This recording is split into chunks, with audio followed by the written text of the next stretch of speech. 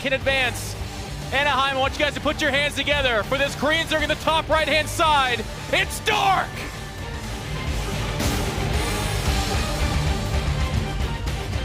And his opponent down here in the bottom left-hand side of Lost and Found.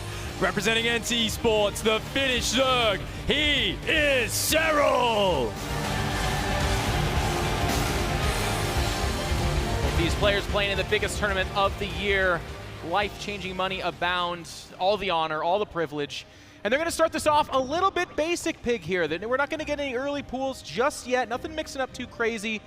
Where do we go from here? I mean, what are some of your predictions for how, I mean, if you're Dark, how do you take down Serral? What do you do here? You know, I think you've got to draw a lot of inspiration from what Raynor did against him. Scarlet has taken him to match point and arguably could have, you know, closed those series out twice this year after Pyeongchang, where she did beat him. You know, Scarlet has shown a lot of great upgraded Zergling builds, Mutalisk builds, and one thing she's done very frequently to get an advantage over Serral, exactly what Dark's doing right here. I'm loving this from Dark. Take that risk. I mean, if you are facing kind of an early pool build, it's just about an auto loss, but if you study Serral, you know that he doesn't do that very often. He's more often the better player who says, you take the risk, you do something wonky, and I'll be the one to reflect it. So Dark is going to get a little bit of an edge here, but Pig, how much of a difference does this make? Is it that big of a deal? You know, it's not absolutely game-ending by any means, but it's one of these things when you've got two players who are so closely matched to take your third base before getting your spawning pool. You can't build any Zerglings early, so you're just getting that extra advantage in the drones, a big map like Lost and Found. It's going to give Dark a bit more production, and it gives him the opportunity with that extra production to really spiral out of control. If he can win an early skirmish, then it turns into a massive advantage. If Serral plays very tight, usually ends up down maybe 2 drones, something like that. It's not massive, but it's already showing Dark's attitude. He's willing to take risks. He's willing to take advantage of the habits which Serral has out there. Serral notorious for not taking the risky plays, not going for the early spawning pool rushes, as you said. And you know what? The Overlord doesn't necessarily spot this straight away either, because that third base, you're not really checking for it for a few seconds. So Serral, he'll confirm that in about 10 seconds or so. And he's going to head over there. I kind of want to build off of one point you made there because I really like it a lot. Stat to stat, this is nice, obviously. We know that much, but it does put Serral in this weird spot where if he makes a couple of too conservative choices, he's like, I'm going to play super safe because I think you're going to be really aggressive. All of a sudden, that early gamble becomes just that much better. But as we can see, Serral will bounce back with his own third hatchery, and up there on the production tab, similar timings on speed, baneliness, that kind of a thing. So the game will level out with, like you said, a slight edge for Dark here. It's interesting to see Dark went into gas so early behind that hatchery as well. So he's still got a very respectably timed Baneling Nest, just a few seconds behind Serral's, but he's delayed his extra queens to get that. So, you know, a little bit slower on that. You can see 3 worker lead already. Dark starting out very nicely. Queens kind of hunting around. They were looking to poke the Overlords back, but Serral already very conservative with those Overlord positions, realizing that was an option. And now we see just a couple of Zerglings entering the production tab. So both sides going to skirmish, but both of them are going back to drone. We're not seeing a huge commitment. They're just pressuring, scouting, and looking for little bits of damage. Yep, getting that information here, and maybe a drone or 2 will go down. Should be a nice little early pickoff here from Serral. He is getting cornered off, though. He sees a similar number of Zerglings. The other reason you do this kind of move, he actually might get to poke up into the main here and see if there is a lair timing or not. Fantastic information. They always find a way in. We talk about this so much because Serral, these Lings, he loves to see everything his opponent's up to and react to it. So those Lings do a full circuit. They see everything. One of them even gets out of there. And Dark is morphing a few Banelings on the offense. A very quick lair on the way for Serral. He's already got an Evolution Chamber, but he might be a little bit light on the defense. Dark is going to swing in with a counter pressure. Must be good to be Serral. This Overlord just kind of making its way out there as it would, but it's going to spot these 2 Banelings that are mostly unaided. If you look at that mini-map, there's nothing else really coming over here. So I do have to say, it's an acceptable risk, but a little bit of a Hail Mary there. I mean, what are the odds that 2 Banelings waddle all the way to the natural and kill the mineral line? Yeah, definitely. You know, it's a cheap investment, so I don't mind it from Dark, but definitely he's just kind of droning behind it, trying to build on that economic advantage. Good micro here from Serral, just locking everything down. And he's stabilized this game really in a very patient, calm way, slowing down the advantage that Dark might have been able to get. Pig, what do you think about that +1 melee? We've seen this battle go out to Roaches very often, but what does melee do here at this time? And that's a real mobility focus there from Serral. I mean, that's going to give you great counterattacks on a big map like this. That's really nice if you can catch your opponent out of position, especially if you snipe a few Overlords on your side so they don't have as much vision. You start sneaking these Link counters in, and it does speak to the chance that Serral might opt for that Mutalisk play behind this. Indeed, Aspire has actually gone down behind this.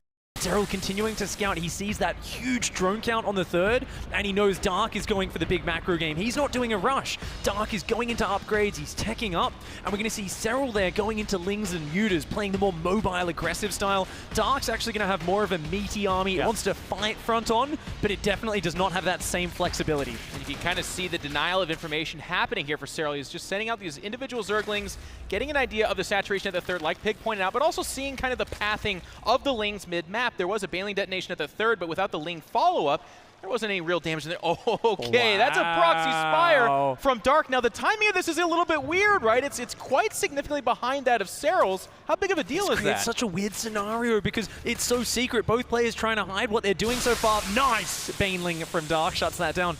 But yeah, I mean, this spy attack is going to come out faster for Serral. But even though he sees this, he sees roaches. In fact, there's even roach speed in +1. Dark isn't going to be able to contest Muta to Muta. And I don't think he's seen the Spire either. He hasn't. So this is actually way better for Serral, I gotta say. As long as these roaches don't catch him off guard, he's gonna be able to have more Mutalisks because he's building mineral units. Zerglings don't cost any, and he's even getting the flyer upgrades already, looking like he wants to go into mass Mutalisk play. So I think Serral here definitely has an advantage in the Mutalisk war. Dark, he just doesn't have the information. He doesn't realize what he's up against, but seeing this Zergling count, he's gotta get suspicious. This is so weird seeing that many Zerglings on the map in the mid-game. He saw no roaches, and he's got something like 15 or 16 of his own out there. I feel like that should have tipped him off, but if it has, it might be a little bit too late. The Zerglings of Serral kind of sharking around out here, trying to slow down this fourth base development, but it will go down there. And as Pig pointed out, more Mutas coming out for Serral, but it's going to be Corruptors as the answer from Dark. I've never even... I'm a little bit out here, Pig. You haven't been watching enough of Cat streams, Jeff. No, I have not. I mean, this is one of these builds. It's very rare. Corruptors can beat Mutas head-to-head. They're not as mobile, but this can sometimes allow you to break through. If those Corruptors can push back the Mutas, then your Roaches can push through. But it's a very, very committed assault. And the thing is, in the long term, I mean, we've got better upgrades for Serral. If his flyer attack kicks in, if his Zerglings backstab, he can get more Mutas, and he can add his own Corruptors in as well. And your own Corruptors, but I feel like just mass Muta alone would be a Corruptor versus Corruptor. Now, at Hive Tech, you get Vipers and stuff like that, and that's where I think, of course, Mutas do fall off. But up until then, if you just keep making Mutas, don't they just beat Corruptors? You know, head-to-head, I actually don't even know when you've got it's equal a little number. weird. You never actually encounter an equal number of cost Mutalisk versus Corruptor. But what you're going to see is Serral say, I'm not going to take that fight unless I'm 100% confident I've got the numbers. Look at the way he's moving his Mutalisks. He's gone around the south, picked off a few drones, and he's going to keep doing this. He knows he's got the faster 4th and 5th base up. He's got more gas mining going on in the near future here. Does Serral. He's got a bigger economy, so he's just going to kind of patiently play this out. He's just got to watch out because I feel like Dark is building to one very powerful frontal attack. Some Banelings kind of swinging around here on the right side. Keep in mind those Mutas heal super, super fast. Almost every time they disengage, they come back with that full health, and that'll be another advantage. But the Banelings going to swing over here to the third. Just now he realizes, but two already anticipating that move. They're connecting here fairly well, but only 6 drones die. Now, if this was like 3 base versus 3 base or even earlier than that, I think that damage is absolutely massive, but as it is, it's pretty okay for both players, I feel. Yeah, it's not too bad there. I mean, the Banelings, of course, are a gas expense, which is not what you really want to be throwing away in an air war, but he got a few workers for it. Serral now posturing. He wants to get those low hit point drones, trying to threaten at the north side. The Lings coming in. The Mutas going to focus down the Banelings. Serral, he's going in with the Mutas and the Zerglings as well. Not quite able to get the clicks there. And at the same time, the Lings are going to swing in on the south. He's trying to just create a distraction. And, oh man, the Zerglings hug the Baneling. Not what he wanted there. Here's the actual damage of that attack. That attack that we just saw was not much, but here, this hatchery could very well go down. The Roaches going to try to stop them. They're shooting as best they can, but it won't be in time as the hatchery is sniped. 13 drones died somewhere else as well. The action is nonstop. 74 drones to 58. Serral behind in army supply, though. Yeah, I mean, he threw away a lot of Zerglings there, but he's still got this mobility advantage, and he's got the way bigger economy behind this. His own Queen's coming to try and fight. These Corruptors taking a pretty good engagement against the Mutalisks. Such a weird situation there. Lings trying desperately to buy time, but Dark has said enough's enough. I know I've got the anti-air unit count. I'm going to try and force the engagement. Serral desperately trying to backstab with his Zerglings. He's trying to gather his Queens on the front, but those Roaches are about to push in. He needs to overwhelm these Corruptors, or Serral is toast. He has to win the air battle, and he has to win it significantly. I don't know if he has the ability to do that. The Queen's pulling in, trying to help, but there's so many Roaches here. They're going to kill that base for free. They're going to kill the Queens, and the few Mutas that pull back do not have the DPS to stop this. Dark rolls in with the Roaches and is going to be able to pull away with a massive lead Unless these Lings can find something, but I just don't see it happening I big. mean, that's just too many Roaches with the +2. They're two-shotting those Zerglings. The Mutas here trying to gather up, but the micro from Dark has been very good. He's finally looking like he's being overwhelmed by the Mutas, but the Roaches are in the mineral lines. They've already taken out the 4th, the 3rd, and the Natural under siege. Serral here overwhelmed by the Corruptor Roach push, it seems. He might barely hang on, but he's taken a ton of damage. He's taken a ton of damage. He's dealt it on the other side. They're actually equal in workers. And if he wins the air battle, that's it. Rebuilding Corruptors is just not something he can really do. The 3rd base is going to be sniped, but there's that 6 o'clock expansion, but the which Roaches is just now found. They find it, and there's still a lot of Roaches at the 3rd, but right now they're hitting extractors. Dark is not finding his way into the juicy underbelly of Serral's economy. Finally, these Roaches swing in and into the Natural. That's also very important. Are they going to get in? The Lings with +2 melee, they kill these Roaches quite quickly. God. If Serral can defend this base, he might be able to hang on here. The Mutalisks coming back, the drones trying desperately to evacuate. He's just making Corruptors pig. I think that they actually are not a good Remax option here. He's making too few because of the saturation's quite low. What about the Ling counterattack on the ground as well? If he's only building Corruptors, they might be able to just take out his workers, and Serral's already diving across the map with He's it. up in supply. He's up in army supply. I was ready to call this over.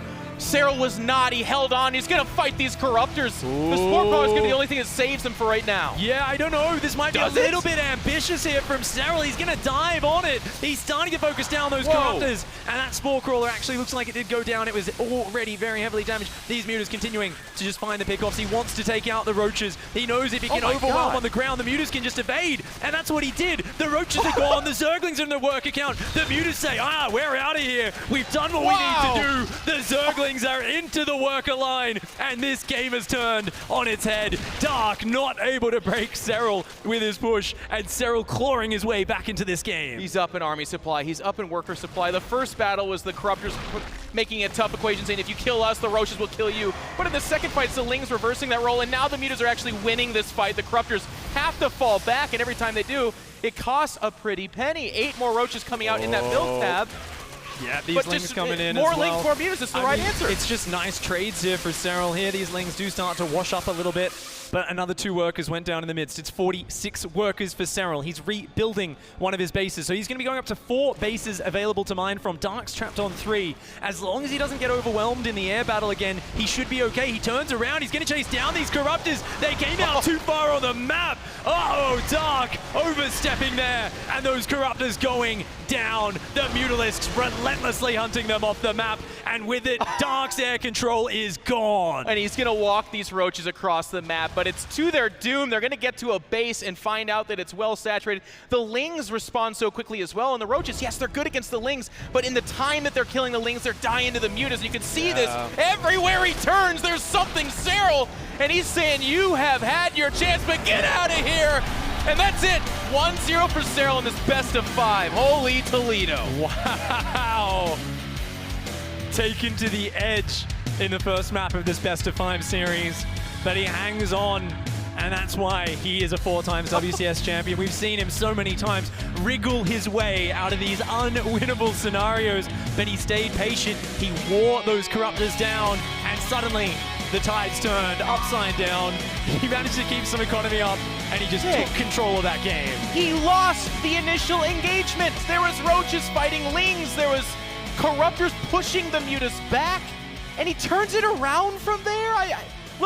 I'm not afraid to it, and there's going to be somebody out there who's like, I've seen Corruptors versus Mutas before. I know how this goes. No, that was weird. But I'll tell you, Dark reached in. He went for the double hatch before the pool. He proxied a Spire. He tried to get as weird as he could. But something the guys on the couch talked about, and I love it here, Serral has a weakness for Mutas. Well, what's one of the best ways to face your weakness? It's to just go on head in, and he did it. He opened up Spire in this best of 5. It worked very nicely for him. He hid the information so well, and that's often what Zerg vs. Zerg is, a game of information. We talked early on there about how the Zerglings of Serral, they see everything. Well, Dark knew that. He hid his Spire outside of his base. It was very clever.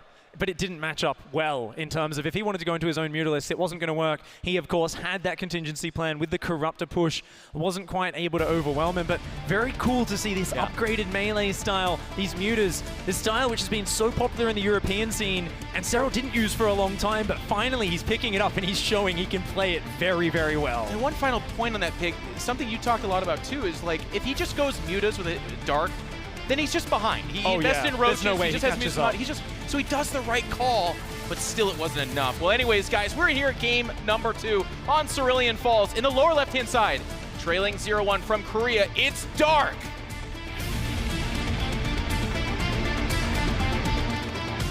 And here in the top right-hand side of Cerulean Fall, in the red, hailing from Finland and representing NC Sports, he is Serral.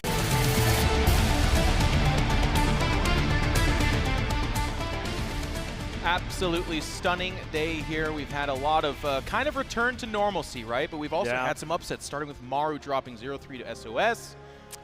It's been a crazy start to the day, hasn't it? It's been good. I mean, Special really took stats to the limit as well. That series could have easily been upside down. We've seen a lot of very close matches. Of course, that last Zerg vs Terran as well really got my heart rate up. And now here to see, I mean, it's so crazy because I kind of think of what's Serral's weakness. People were criticizing him at Montreal, and people were saying he's too defensive. He's playing a bit too predictably. But he does it here anyway, and he stops all the curveballs that come his way. It's what makes him so strong, is he doesn't flinch under pressure. Yeah. He keeps that cool. I feel like the most tilted I've ever seen him on stage is like the tiniest twitch in his eye, and then he's just back to laser focused, and that's it. He never seems to get thrown off his game, and he's just able to calm everything down and always show his best play. And we've seen players push him to the limit. I think of Valencia or Haz in that finals. I mean, everyone's kind of laughing at Haz's chances, but he took a couple of games off of him. And if you, and every time they showed Serral, it looked like a guy with a Rubik's Cube with like 600,000 pieces on it. He's like, what the heck is this? So Dark's trying to channel a little bit of that, but Dark is also in his own right one of the absolute top players. He does not need to throw his opponent way off to take the win. It's just that his style is such that he's so good, if he can get you a slightly off kilter or uncomfortable, well then that's curtains for you. You're not going to be able to recover. But I love the question you asked, how do you beat Serral? I mean, Dark's going into this, he had his ideas, but he tried so much stuff in that first game. Where do you go from there? Because we have a pretty normal opening here, Pick. You know, it's interesting because Dark is a guy with a lot of tricks up his sleeve, but he is so good in a straight-up game as well. And, I mean, he's a player who's shown amazing burrowing roach play before. Oh, yeah. You know, Serral, he's the guy who's kind of known as the king of that in the WCS scene, but Dark's confident. I don't think he shies away from facing him at his own game. And already here in game number 2, it seems like a very quick land, no Zergling speed.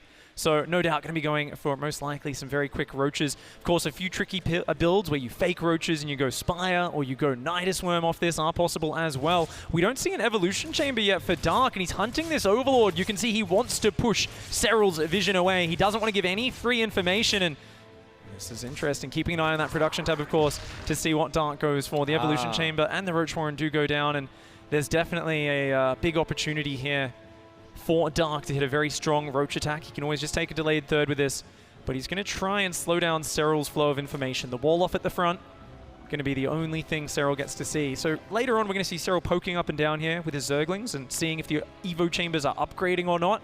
That's going to be the only thing that he can actually check for, because Serral's gone for the fast third base. He's got the Zergling speed. He's gone for the standard sort of mobility, flexibility, economy, but that slows down your lair. You can't get an Overseer. You can't get in there to scout. And oh my, that's a Nidus Worm. It's a Nidus Worm showing up, so Dark is going to go into his tricks and try to pull out an early and quick win here. The big question here is there's that scouting, as you predicted. Oh, no upgrade on the Evo chamber. That's the tell. That's the tell. If I know Serral, he immediately has a good idea of what he's up against.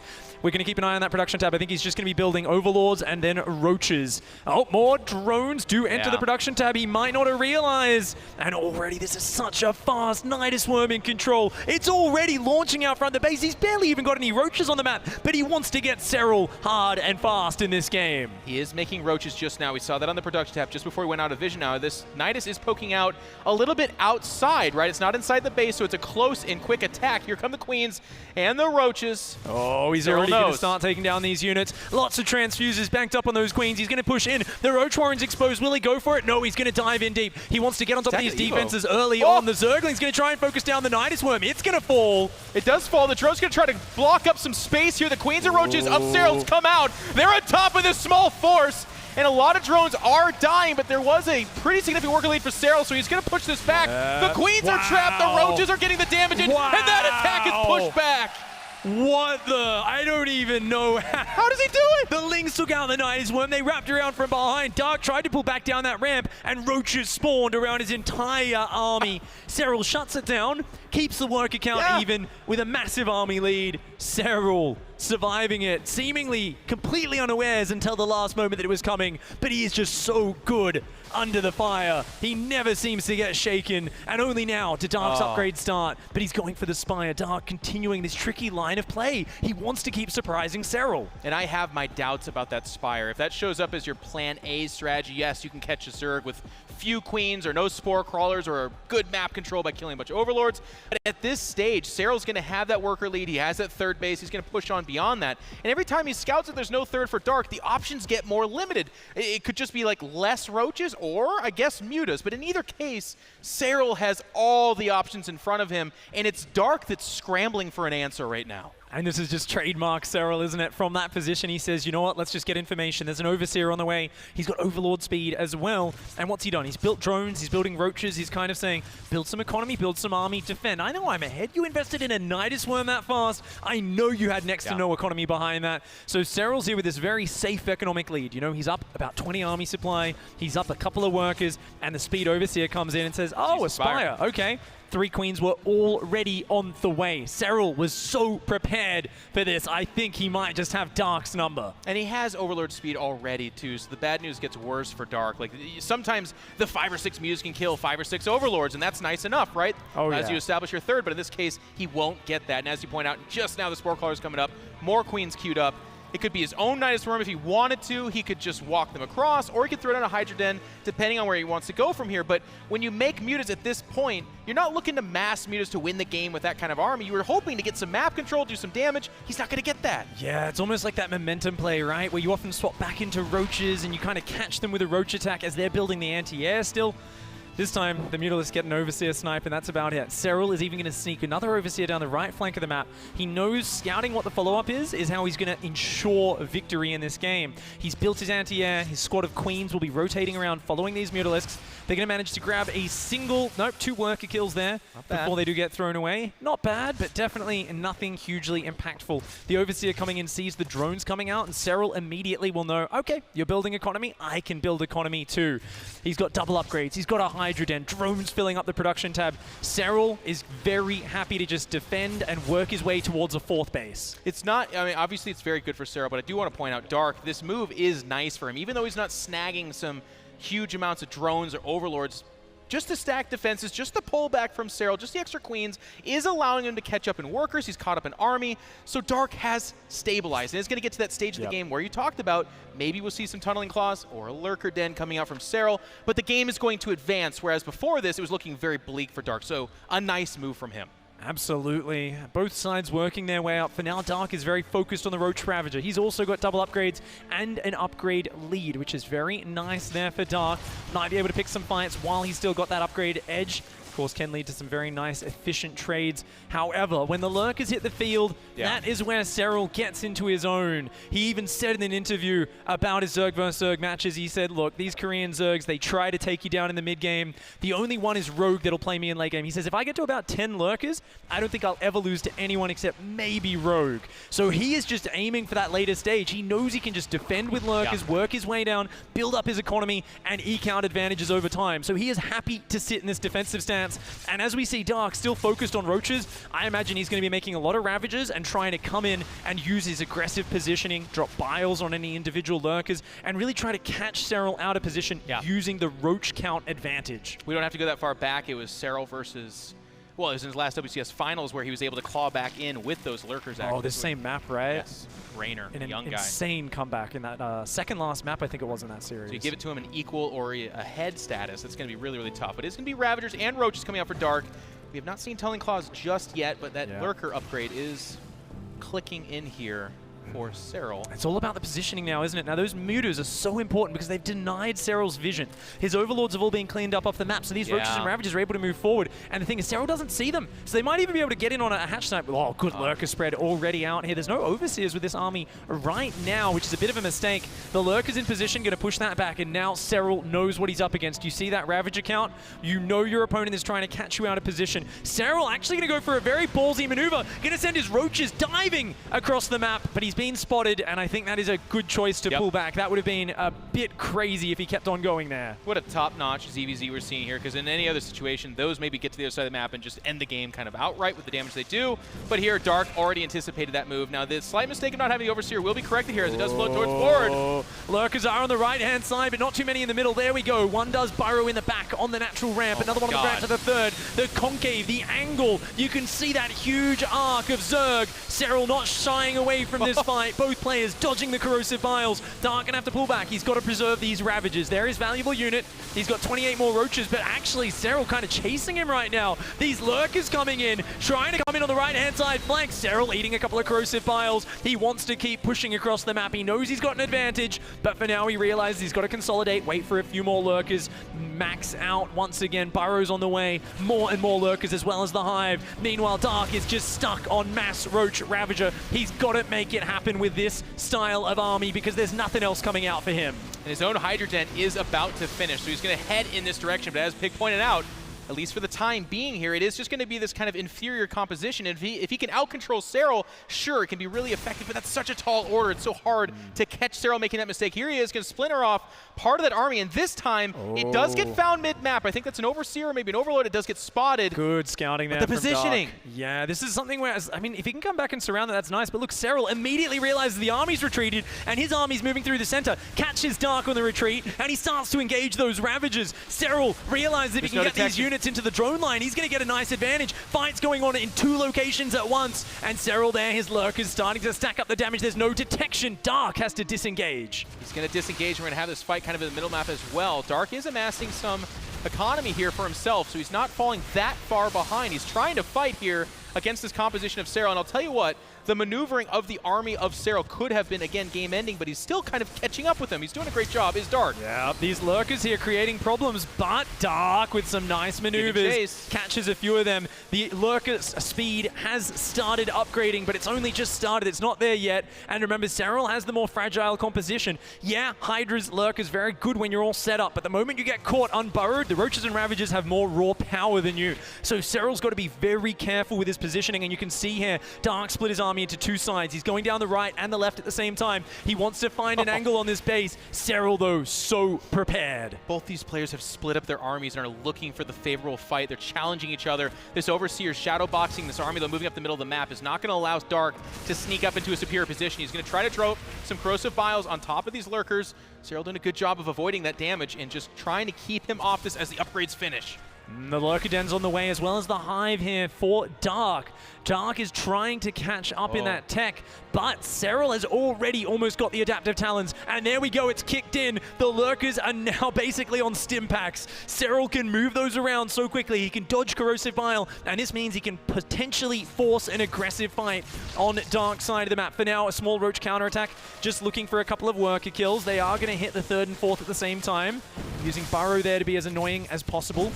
Winning some positioning, pulling back significant chunks of the army of Dark, and taxing his multitask. As you said, the lurkers now become offensive tools, not just defensive. Biles trying to keep off the pursuing overlords. We know those aren't drop overlords. But the upgrades, again, pretty favorable here for Serral. But it is Dark who's kind of clicking into gear his own way, and he does have a slight army advantage. Yeah, these Ravagers, of course, do take up 3 supply each. When the Biles connect, they're suddenly worth their weight in gold. But if Serral keeps dancing the way he is, those Ravagers don't look as powerful. Oh my, the adaptive talent lurkers come in from 2 sides. Dark narrowly escapes being sandwiched between those spines. Serral going to keep pushing forward. Might be a little bit overly ambitious here. The Lurker's a bit far behind this army, but he's going to force the retreat of Dark. The Lurker's going to move forward, dodges the corrosive pile, and Serral finally starting to push Dark back to his side of the map, allowing his tunneling claw roaches to come over, but the Overseer spots it. Dark's on the case. Man, Dark will not let him get a cheap win that way. He says, you're going to have to win a big fight to beat me over here. Now, some roaches of Dark trying to find their own hole here as well, but not allowed to do that. Both players have tried to take their 5th base now. This is a situation where Serral doesn't feel stressed here. He's been here before. He was here down 30-40 supply for a long time against Raynor back in that WCS finals. Same scenario. He's happy to just drag this out. And I wonder how comfortable is Dark. He's a very experienced player. Army positioning. Oh, he's looking for 2 angles here. There's no lurkers. There's one lurker, a spine. There are some overseers. Serral going to force the issue. He's going to try and move forward. At the same time, the right-hand side, but the lurkers are there. Dark, splendid defense, starting to show his pedigree. He is showing that he has got what it's taken. He's been in these sort of finals, especially against Solar, many times in the past. He's played some incredible late-game ZvZs, but Serral trying to force the way through. The lurker went down to the front. There's no lurkers defending the hatchery. It's exposed. The Vipers are coming out, but they're not going to get there in time. The hatchery goes down, but blinding clouds. Dark trying to get some revenge, abducts a few lurkers in to their death. And the lurkers moving forwards. Roaches and Hydras coming up for Dark. Serral immediately remaxing, adding his own Vipers, but he's done good economy damage, and I think the hatchery on the left-hand side is going to go down as well. Wow, Serral's going to actually outposition Dark here and try to take a massive lead. He's up in Army and Workers. The 4th and 5th base do die on the left side, and he's taking a fight over here, and even if this does get cleaned up, which it looks like it will, he's just relentless. He keeps coming back in, even on the left-hand side once again. He just keeps rallying across this map. Dark's Vipers come in, but they don't have any energy left. His lurkers are getting knocked down one at a time. I don't think he has that Adaptive Talons upgrade yet. Dark has not had a lot of space, and his work account has been battered and bruised over the last 10 minutes. He's down to 51 drones versus 65. He's down in expansion, and you can see that efficiency there. Serral just over time getting further and further ahead. He's adding in a single swarm host there. I think that's the hotkey misclick that we see many times in the late game. It's the cheerleader. It's the end game cheerleader. It's like, you know what? It's my time to come out here and cheer for you. Dark having a tough time remaxing. As Pig said, he doesn't have the economy for it. He doesn't have the, oh, wow, okay. That's you know what? He runs a tight ship over there. Misclicks, they get punished one way or another. But here we go. Dark's going to try to find something. He's behind, so just doing a straight-up army versus army has not been able to do it. But the counterattacks aren't being allowed to do much either. You know what's so impressive is Serral's ability when he gets in those 2-pronged attacking positions is to just split small squads of units off, pull back, and then go right back in. Pull back, and then go right back in. And you almost can see Dark's stress meter filling up in these scenarios where eventually he unburrows a lurker or leaves a few lurkers unsupported. Serral just pounces on that opportunity because he plays this sort of game so much. He's practiced it, and very few players can just micro non-stop in so many positions for such a long period of time. Eventually, Serral will find an opening. We're approaching the 20-minute mark as both these players have just done everything they can to finish it. But it is going to be Serral that pushes forward with a maxed out army. Some abducts on the Vipers actually going back and forth. They are going to have that engagement here. A little bit deep there. Serral's army went in, both sides taking massive lurker splash. The Vipers, of course, starting to abduct each other. This is the part of Zerg vs. Zerg that just gets incredibly weird, where the spellcasters that counter the lurkers also kind of counter each other, and they end up just trying to eliminate the other player's spellcasters. Yeah. You need to make sure you have enough Hydralisks on the ground, though, to finish those units off when you pull them in. Each time those Vipers do use those spells, though, they do lose that utility of the Blinding Cloud in the pitched battles. Well, as time goes on, you're seeing it's Serral that's getting those kind of reach upgrades. We're seeing 3 armor carapace coming in. We're seeing him being able to remax on Vipers and Lurkers. It's actually Dark that's losing out on those key units. So this war of attrition is not favoring Dark. He's also been kind of sequestered to these 4 bases. He's going to look to take his 5th just now, but that's trailing against Serral, who's pushing to his 6th base. So things are looking bleak for Dark. Do you throw down a Spire? Do you go Brutal? What do you do? I mean, I hope to win in the Lurker battle? He's got to, he's got to probably make a big move. When Serral's doing one of these 2-pronged pushes, find a way to keep, battling for information and then collapse on part of his army. Okay. But just looking at the mini-map, I mean, we can see there's roaches burrowed in the bottom right and the top left. both sides of the map. Serral has got units ready. Look at that. He sees a hatchery. He's like, hey, let's get rid of it. He's got Overlord spotting in the middle of the map. Meanwhile, Dark just doesn't have this control because he's been pushed back into his corner of the map. So he has to defend flawlessly for the next few minutes. Yet once again, Serral finds a way in. Yes, he holds position in the middle of the map, but Lurker's going down in the bottom. He's lost a hatchery on the left-hand side as well. And this is Serral just picking away at his opponent. Never puts everything into a single bet. He never kind of puts all his dice in one cup. It's just lots of little pinpricks, kind of just cuts away at you, and eventually you realize that you've just lost a lot more stuff than he has. This is awkward here. He was chasing half that army, but it was without his lurkers. Ooh, two Vipers. Very nice abducts from Dark, but there's more Vipers in the back. Serral just has a higher Viper count, and another hatchery snipe on the left. Oh, the Roaches also finding their way into these bases in the back, which up to now, Dark hasn't had to worry about. But once again, drones in the open, queens in the open, and a few more abducts there on the counter. Lurk is getting pulled into their death. Serral going to keep adding more and more Vipers. He's permanently maxed out. Dark has managed to hit max. He has a scary army, and he actually has a 20 army supply lead right now. So if Dark can get one really good fight, he can still bring this back. It's just about pinning Serral down and forcing him into a bad engagement. Yep, and it can't be that attrition thing where they're both using Vipers to pick off the key units. He needs to find that position and pounce on top of it and get the big army fight. Serral doing such a good job, by the way, of being kind of out on the map, and even if that big fight does happen, it's him with the 3K minerals and 1.6K gas. He can remax, and even if it is kind of scary in an exchange, as long as he kills enough Lurkers and Vipers, his remax will be way, way more powerful. So he's fighting for that position. Oh, even with the adaptive talons, that Lurker can't make it fast for Spine Crawlers. This one comes in, does force a bit of lost mining time. We'll pick off a few workers as well. Dark's looking for that engagement. He wants to make it happen. The Viper's going down on Serral's side. Nice play there from Dark, but Serral answers with his own abducts, pulls a bunch of them into their death. And once again, Serral is never focused in just one area. He comes in and hits Dark's economy once more. Dark being forced more and more all in. This army needs to make it happen, but there's a lot of Lurkers in the back. They're adding so much splash damage. And this base on the left, it's been isolated, but Dark, he's bleeding out too many units. He's got to avoid those Lurkers. And with this counterattack from Serral, he says, go ahead, take that base. That's my 6th base. I've got other mining bases. You don't. I can see that with my counterattack. He didn't have his Lurkers in position, did Serral, so he says, I'm not going to take a fight and risk this lead going away. Well, Dark's going to try to make something more happen in here. Does he have Lurkers, by the way? He lost all of his Lurkers in that fight. They got abducted. He just didn't have too many. It's all Roach Hydra. It's a pure mobility army, but it lacks the splash damage. It lacks the ability to set up and control an area. Serral can always bully Dark out of any area because there's no Vipers, there's no Lurkers, those high efficiency utility units. So Dark's whole army is based around catching Serral in the wrong position, catching him with his units out of position. And at this point, it's just been Serral forcing his advantages into a better and better position. Dark looking for some mistakes, but he's not finding them. He's going to go over to the left-hand side. The Viper's there, the Lurkers, the Hydras. Serral just not leaving the door open at all. He does not mind losing that base. Another Lurker counterattack comes in. Dark's economy is just so weak. He's got nothing in the bank. And this game of cat and mouse in the middle of the map will have to come to an end. For right now, Dark is going to try to get some more Vipers out there as that kind of key elite unit to try and grab away the Lurkers of Serral, but there are so many Lurkers, and he's able to remake those Vipers so fast. Yeah. It's just getting harder and harder for me to see Dark getting out of here, but Serral's going to take the safe route. Oh, wait, the big fight in the middle. It's actually happening. Blinding Cloud go down. And Lurkers burrowing just forces Dark out of there. And every time we see this, Serral remaxes Dark, his supply getting lower and lower. And I've got to worry for Dark's mentality at this point. This is the worst way to lose a game because you keep feeling like maybe I've got a chance, but he just keeps getting blocked. And at a certain point, your confidence has to take a hit. And that's something which can carry over into any future games. You've come into this series saying, hey, this is the weakest possible opponent I could get in this bracket. And obviously, we know he's probably got a cheeky smile on his face when he did that interview. But he's come out with that confidence, and suddenly he's looking like he might be going down 0-2. He's got such a small army.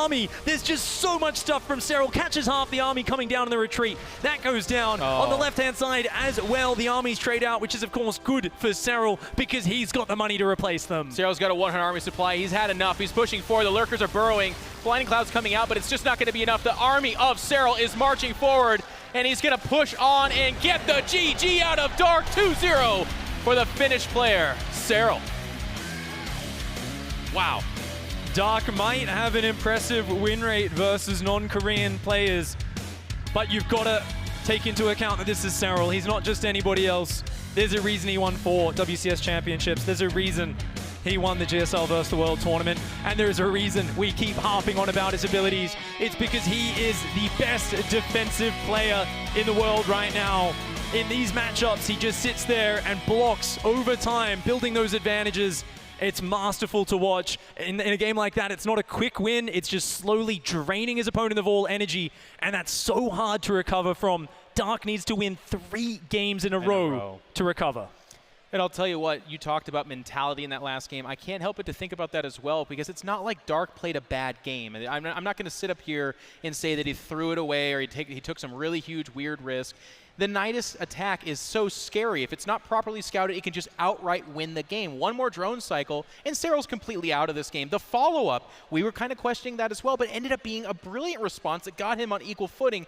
And then all the counterattacks that he repelled away from Serral, but had his own finding some purchase, the tech pass, everything. Dark played a great game, but was constantly behind in every choice. That has to be so depleting to face. Yeah, he's been coming out with some of that aggression in some of these mid-game periods. It hasn't been working out for him just yet, but he's got a few chances to bring it back here. Let's see if we can get a few more maps. Of course, the Finnish player up against the Korean. We're looking to see who's going to be taking that final spot in the semi-finals of the WCS Global Playoffs. All right, needing your guys' support to try and take on the Beast. In the top left-hand side, as the Blue Zerg from Korea, it's Dark.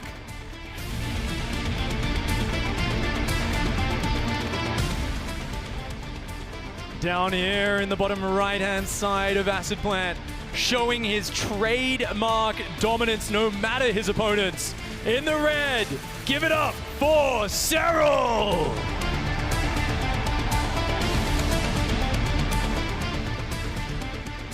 Unfazed, both players are going to go with that hatch-first strategy here. Things have been getting mixed up after that, so of course this does not hold off the potential for things to happen like that. But Dark having a rough go. He has not come into this and said, I'm going to outplay Serral. I'm just going to outgrind him. We're going to get to the burrow phase, and I'm just going to do it better than you. He's come into this saying, with each game, I've got an idea of how I'm going to get a leg up. And it looked like it was a good idea each time. Yeah.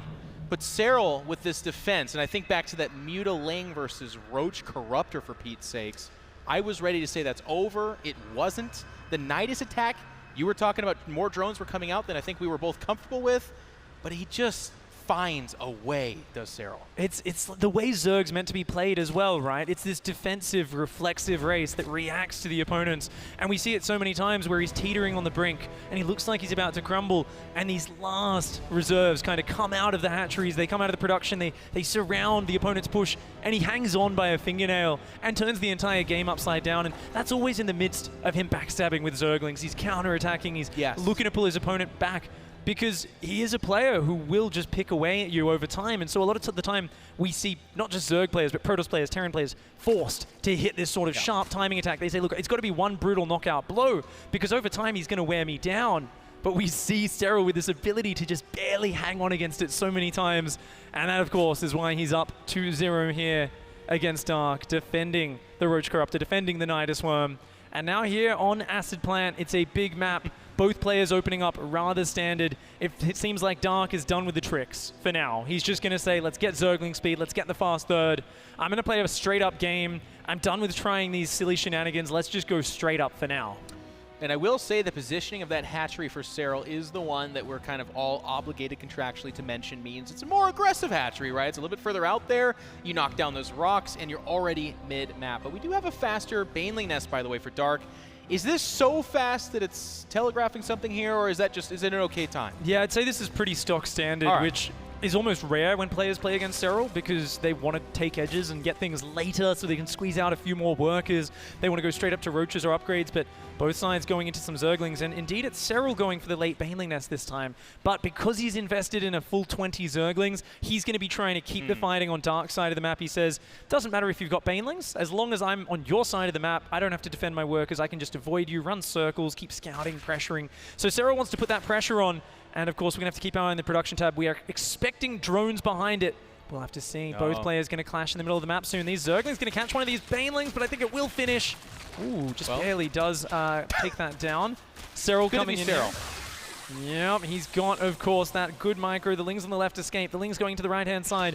Behind this, he's adding drones. He's adding a few more defensive Zerglings. He's just looking to posture it a little bit. A couple of Banelings are going to come in, and Serral a bit distracted, doesn't see them. Meanwhile, though, his own Zerglings sneak into the main base. His Zerglings, yeah, they're going to take a bit of a nasty trade on the Banelings, but they will stop them getting into the worker line.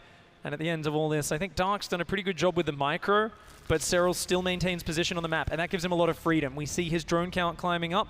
He's adding the +1 range upgrade, which is where he's really looking for the advantage, as the much better upgrades on the Roaches later on, and more drones flooding into that production tab. Both players tied neck and neck. Yeah, both players go into that aggressive stance and come out of it so fluidly, but it is going to be Serral that does have the slight drone advantage like you talked about, and even the faster +1 range attack here. Roach Warren is going to be queued up for Dark, and I'm not seeing any upgrades, even though I think he had an Evo Chamber finish, if I'm not mistaken, over at the Natural. Yeah, looks like he Dark might be going for just finishing No, up it didn't here. finish, okay. Yeah, so I think he's just going for a little bit of a later upgrade. It's not going to be like a crazy difference. Feels like both players are playing essentially the same style with some very small differences in their timings. This is about as close to straight up as it gets, but Serral's already up 8 workers. Serral, with those Lings on the map, he feels a lot more freedom here, whereas Dark keeps trying these sneaky Banelings, and it just never seems to work here. Serral loses about 6 minerals of mining time, but more Banelings coming in. Actually, Dark really wants to try and make this work, but I mean, Serral's so on point. He just seems to be watching this. That's a good pullback. I like that from Dark. At least going to drain a little bit more APM. Goes back in. Oh, tries to grab it, but good dodge. Serral quick on his feet. Yeah, it's interesting because we look at this and it is outright just not working, but it's a low investment for a high potential reward. So while he's not getting what he wants, Serral doesn't pay attention one time. You can even mentally unravel somebody with a couple of Banelings making their way in. Oh, yeah. Just hasn't happened yet, though. Ling's going to get some information here as they do peruse that third base. Yeah, both players really just digging for that information. Neither one can really be 100% sure there's no spy going down behind this, but all signs point to Roach Warren's evolution chambers. Fast fourth base on both sides, and yeah, I mean, that's the reaction to killing the Zergling, isn't it? Dark says, I've shut your vision out of my base. Let's try to get that Spire transition up. Dark very focused on that, but it's kind of like a more of a focus on the Roaches, right? He gets the +1 range, he gets the Roach speed. He'll squeeze some Mutas out, but it's the same as in that previous map, I think. 5 or 6 Mutalisks back into the Roach play. Well, we'll see if he even gets there. It's a lot of Roaches coming out from Serral, and he actually morphed in 4 Banelings. There they are. Baneling drops. Wow, that's cool. Gonna look to drop those in the worker line. Oh, the Spire every time. Serral is so good at getting information. He scouts that now. That's heads over to the third. There's no Spore Colony. No huge number of Queens, so this Overlord could just wreck a third. Yeah, both players tied in the worker count. But Dark starting to drone a little bit harder. He actually wants to build up a really big economy. Good defense. The Baneling drop is going to be completely shut down for now. It's going to have to return out of there. So Dark building a bigger economy here. Looks like he's very happy to play the longer game. I wouldn't be surprised to see him go straight into Lurkers after the Mutalisk tech switch. Serral, meanwhile, adding his Hydra tech. He's up there on about 70 workers. He's not looking to push at all. He's just looking for information, hoping to find some harassment damage a little bit later in this game. But for now, 7 Mutalisks on the way here, Jeff. It seems like Dark really just wants to try and take map control, go straight back into Roach production. It's a mirror image of that previous game so far. Dark looking potentially for that big Roach Ravager push, but a very quick Lurker Den goes down once more. Baneling speed added to this as well. And we know that can be quite strong. Obviously, it's not taking into account Lurkers. It's not what you're hoping for. You're hoping to get Hydras out as a response to the Mutas, and then against the Hydras, the Banelings collide, and that Roach Ravager timing attack, like you talked about, can really clean up in that situation. Yeah, I mean, there are situations as well where in the midst of a battle, even if you can't knock Serral off the map, maybe you can get speed Banelings into his mineral lines while you're attacking. It's a few different options. Of course, this Overseer here comes in. It's actually going to slow down the Bane speed. Wow, he saw the Baneling nest wobbling. Serral has such attention to detail. He realizes what his opponent's up against, and there we go. 9 drones go down to the Baneling drop. These Mutas are coming out to a different world. In the past, in the series, they came out where there was just Queens out there, so they could get quite a bit of harass, but there are Hydras out here. And that Lurker Den, as you point out, Pig, is coming up as well. Upgrades also, I would say, favor ever so slightly Serral right now, but that army comp is what's giving me pause. Bane speed has been cancelled. Dark has said, okay, you know I'm coming with Banelings, cancel it, don't bother. Has just dumped the gas into Ravagers. A huge army of Roach Ravager, but Serral realizing that, of course, Bane speed was an aggressive maneuver, is already preparing with a big army of his own Roaches. His Lurkers aren't quite ready yet. Serral has a bit more army supply, but the Ravager advantage goes to Dark. Is he going to be able to break in? We're going into Serral's first-person view. Serral's going to need to have one of those amazing defenses to hold on here. Here we go. The concave pretty good for Serral. He's backing up, not catching any corrosive piles. Baneling's going to waddle forward. They're not really doing much there. And now he collapses down on this. The Lurkers behind this, pushing the army forward. Nice defense. It looks like Dark's going to disengage. I like that. Once he saw the corrosive piles were exhausted, he took advantage of that, moved his army forward. The Ravagers had to pull back, and in that moment, the Lurkers ran up, burrowed, and he said, this hatchery is defended, it's safe. Dark realized the position he was in, had to pull back and disengage from that. The Mutas are still doing a great job of denying information. These Roaches and Ravagers sharking around, but that's been a huge gas investment. And Dark, similar to that previous game, has not gone into Lurk attack, has not gone into Hydras. Yeah. He's only starting it now.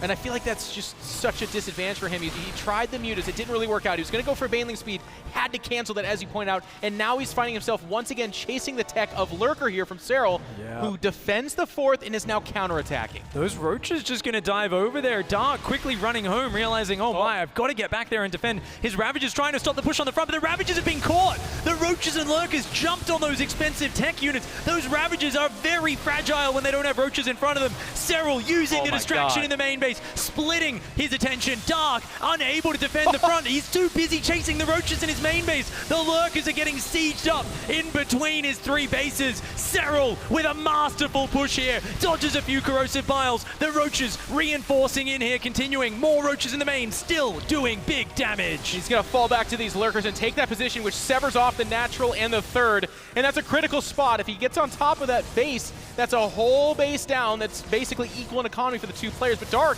is holding on. The Mutas are going to clean up inside that main base ever so slightly. And there's a big pinch fight happening now on top of the Lurkers. Oh, there's still three Lurkers on the south side, though, from Serral. They're doing huge damage. One in the center survives on red hit points. It dishes out a lot of splash. Dark manages to break the position, but that was only a section of Serral's army. Actually, Serral's Hydra's coming in. Rather fragile units here. This fight might be an overextension. Indeed it is. Serral, though, he's backstabbing. Lurkers on the left-hand side, and something's in the main as well. I think those Roaches finally got cleaned up. Serral is everywhere. To appreciate a Serral game, you have to almost just look at the mini-map. The big screen is just kind of eye candy. It's fun to look at, but he's harassing all the time. There's Lurkers hitting every new base that Dark hits. He can't saturate it. If he does, they're dead. The main base is in shambles as well.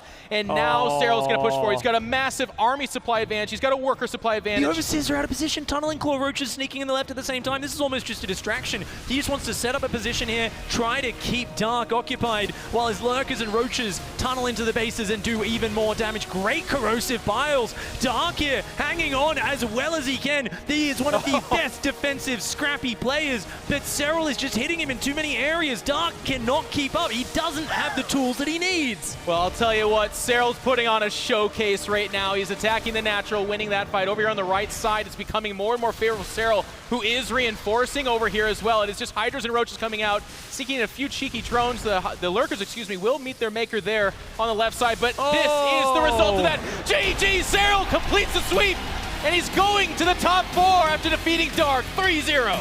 Utter dominance. Not bad for a guy that's apparently a little bit weaker than a couple other opponents, Dark. You've been humbled twice now. It's time to show some respect. Serral is going to make his way into the top four and try to fight for that championship. I mean, that was just a very decisive victory, showing the sort of Zerg vs. Zerg play that he excels at. Came out with a little bit of a different build game one with the Mutalist play, the upgraded Zerglings, but then it was back to the defensive Lurker play, back to everything that he's excelled at so many times in the past.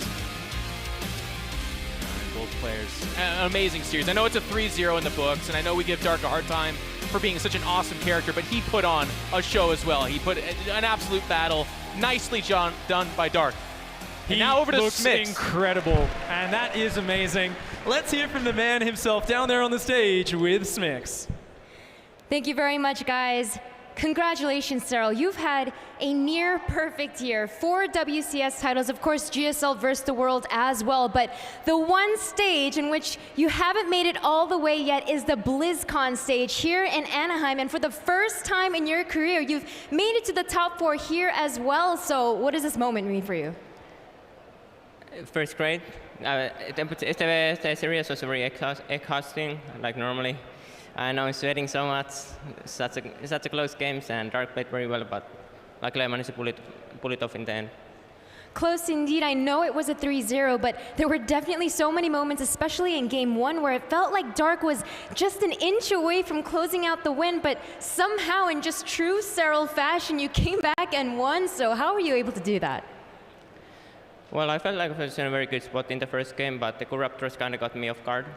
I actually never played before against this reaction, so I have seen it a couple of times, but that's the first time I was actually experiencing myself, so I know I kind of felt like I should win that game every time if I knew what to do, but I was kind of wasting a bit too much mutas, and I was trying to clump them up occasionally, but I know he always found them, and I lost mutas there and here, and yeah. I guess the game ended my lean counter-attack killed so much. And with this 3-0 now, you are moving to the top 4 here, and you just took down a very strong Zerg player in Dark, and now you're going up against the current defending global champion in Rogue. So does taking down Dark give you more confidence headed into the ZvZ against Rogue? It gives me confidence for sure, but Rogue has been saying his ZvZ is very good, so I'm a bit worried what he has in store for me, but I'm confident in the matchup. Well, congratulations again, Serral. Amazing stuff from this Finnish phenom. Kalaris, back to you.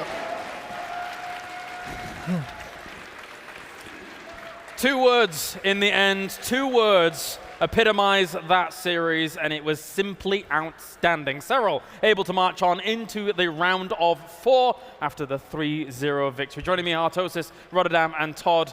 Todd, just the last 2 games especially, back and forth, tugs of war going on left, right, and center, but it didn't matter in the end. Serral is just too good. Yeah, that was insane. Like, it's very rare that I watch a series like this and I'm like, this guy just embodies what it is to be like a StarCraft programmer. He was truly born to play StarCraft. After watching these games, like, I had my doubts and I keep feeling like Serral's finally gonna have a hard time, and you know, like the games were close in their own way, but it's still a 3-0. He smashed SOS, then he smashed Jest, and now he adds Dark to that list of names of people that he's gone through here on his way to the victory in this tournament. Oh, I loved it, James. I thought these were very, very good ZvZs. Even though it was a 3-0, I think it was a very exciting one. I mean, that first game, Serral said as well, he's like, I was a bit confused, and I've seen it, but I just haven't played against it. And I was with Jeff, man, at one point when Dark was making that march to the other side of the map. I was like, whoa, I actually think that's too many roaches, and the Corruptors are going strong, but it's just something that Serral has done throughout the entirety of the year. Every single time people think they have him on the ropes, he doesn't fall. He just stays there. He somehow stays in the games and he turns it around. It's fantastic to watch. It's so sick. You know, it's been 3-4 years of Dark being the best or second best Zerg in the world. Yep. But watching this series, you can just clearly see that Serral is better than him. And I mean, Dark's fantastic, don't get me wrong. But Serral is so out of control.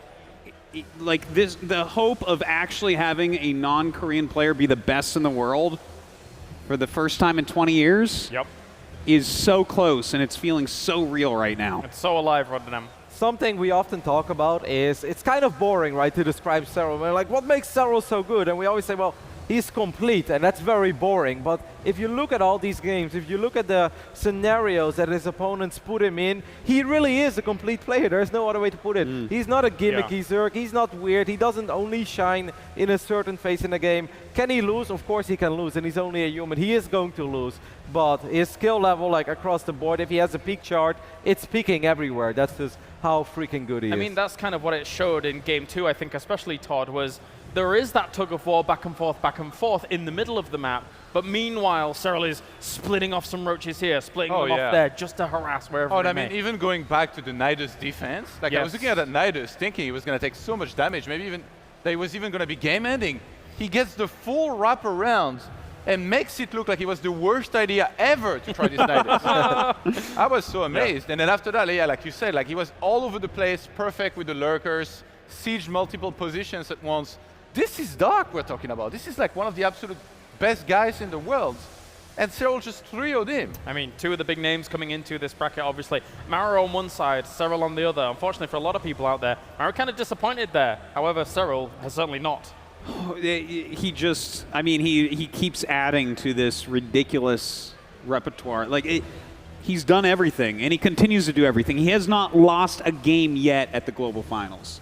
He hasn't lost a single game. 7-0. When, like, in WCS, for the whole year, he didn't lose a set. Here he hasn't lost a game. Like, what are we even doing? What's going on? He's taking over. You were talking, he really actually is, though. You were talking about Maru trying to live up to Flash's legacy, but well, who is Serral then? J-Dong. I mean, let's be honest. Serral's going to be a whole new thing. Let's be honest, when it comes to the one series that Serral did lose recently, it almost seemed like a feign, kind of a sell to some of the players coming into this tournament to try and kind of throw them off kilter a little bit about the preparation. I mean, you're referring to an online series that happened in the build-up, and that was a little bit sad for us because we're all sitting here with our notes and we're ready to talk about the longest win streak we've seen in years. That's right. And then like 5 days before BlizzCon, he loses an online series, but I really think that's one we have to move on. I mean, if you look at what he shows here, obviously nobody plays a game to lose it, but he was obviously not ready to review anything spectacular in the build-up to BlizzCon. And look at him now, he's in the semifinals, and I feel like, has he even really been tested? I mean, sure, he's had close games, but he has not been in any danger of being eliminated of this tournament. After what he's shown now in ZvZ, if I was Rogue, I'd be worried. And if I was SOS, considering what happened between SOS and Serral previously in the groups, Imagine I'd that be as a more final.